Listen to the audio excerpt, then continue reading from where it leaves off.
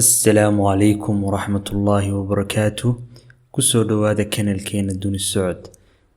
Maanta videogan waxaynu ku eegi doonaa fiidiyoyadeeni taxanaha inoo noqday ee wararka ama barnaamijyada tiknoolajiyada caalamka iyo waxa ku cusub. Haddii aad nagu cusub tahay si aad ula socoto fiidiyoyada dambe, fadlan saar subscribe. Magacaygu waa Cabdifataax Ismaaciil.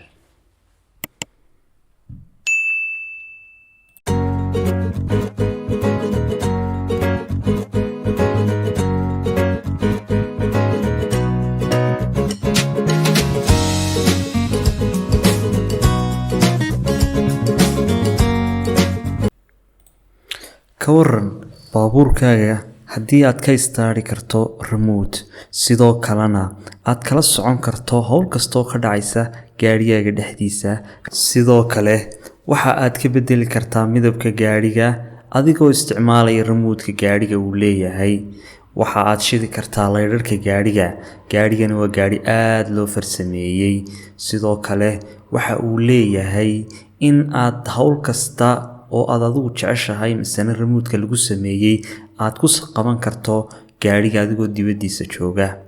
Gaarigani waa gawaarida la rajeynayo in mustaqbalka dhow uu ku soo biiri doono dunidan casriga ah, taas oo ay tiknoolajiyadu hoggaanka u hayso.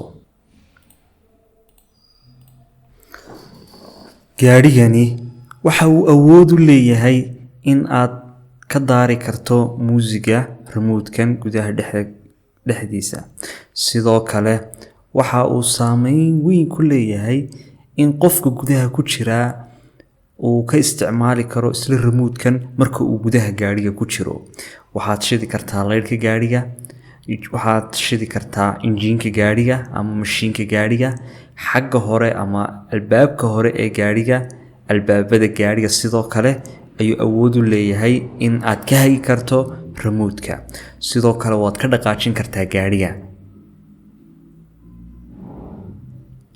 Sidoo kale gaarigu waxa uu awood u leeyahay inuu garan karo codkaaga adigoo leh gaariyow soo dhaqaaq. Sidoo kale uu gaarigu iska soo dhaqaaqayo.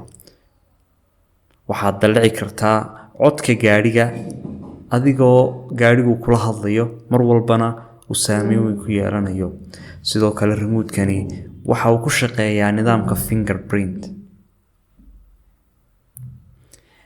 Aaladan waxaa la rajeynayaa in ay mustaqbalka dhow dunida wax weyn ka bedeli doonto. Waxaa sameeyay oo farsameeyay shirkado badan oo igu horeyso shirkadda Ferrari. Gaarigani aad buu qaali u yahay. Sidoo kale shirkadda Tesla ayaa iyaduna sidoo kale gaarigan farsamaysay. Waxaa sidoo kale aad dunida looga sugayaa gaarigan inuu soo gaadho dunida kale, balse hadda waxaa laga isticmaalaa dalal kooban, Mareykanka iyo dalal ka mid ah qaaradda Yurub. Aaladeena labaad ee videogeena maanta barnaamijka tiknoolajiyada waxaynu ku soo qaadan doonaa robot markaa isagu wada baaskiilad.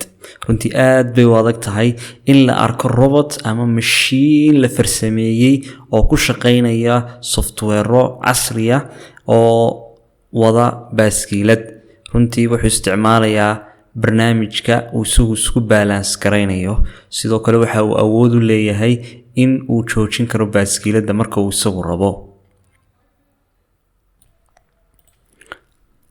Baaskiilada waxa loo farsameeyay kaliya in uu robotku ku socdo, laakiin robotku waa iib oo waxa lagu soo bandhigay suuqa oo waa mid loo sameeyay in la iibsado.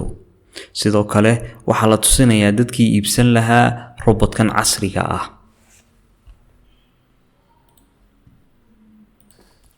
Sidoo kale waxa xusid mudan robotkani maaha mid remote lagu wado ee waa mid isagu iswada. Inta badan robotiska waxa lagu qeexaa in ay yihiin qaar iyagu markaa ismaamulaya oo iyagu sida bani aadamka isu maamulaya.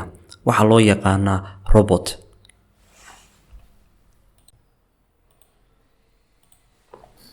Ka waran haddii adiga oo iska fadhiya mashiinu kuu soo tuuro sharaabka aad cabbi lahayd adigoo waqti la qaadanaya asxaabtaada, faamligaaga oo jooga goob beer ama meel lagu caweeyo. Talaagadan waa talaagad casri ah oo la shaqeynaysa bani'aadamka. Sidoo kale waxay awood u leedahay in marka laga dalbado sharaabada ku jira gudaha aaladan in ay dibadda u soo tuuri karto sharaabkii uu qofku ka dalbaday. Talaagadani waxay qaadi kartaa 18 daasadood oo sharaab ah. Sidoo kale waxaa lagu gurayaa barafka iyo wax kasta oo ay iyadu u baahan tahay si ay u ilaaliso qabowga iyo waxa gudaha ugu jira. Sidoo kale hadda waxaa la tijaabinayaa qaabka ay u shaqeynayso. Qof walbana waxa ay siinaysaa sharaabkiisii.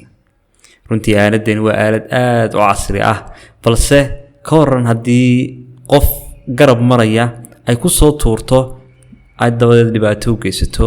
Runtii waxay leedahay side effect aad u weyn. Inoo noqday ee wararka ama barnaamijyada tiknoolajiyada caalamka iyo waxa ku cusub. Haddii aad nagu cusub tahay si aad ula socoto fiidiyoyada dambe, fadlan saar subscribe. Magacaygu waa Cabdifataax Ismaaciil.